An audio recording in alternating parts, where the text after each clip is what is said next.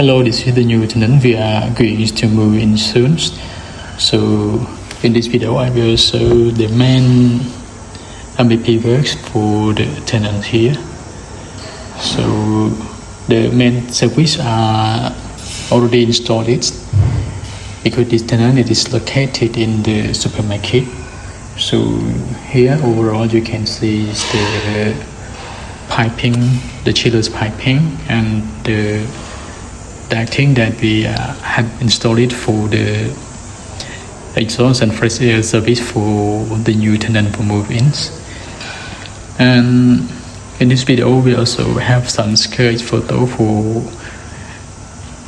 the PICV wall, and we also sketch the grills, and on the sketch you can see in the detail and the information that related to the MEP works.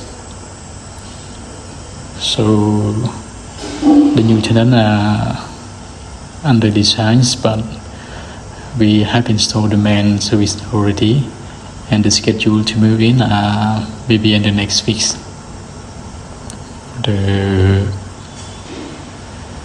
vendor they come and sign the contract, so this tenant will be complete. This location it adds the supermarket.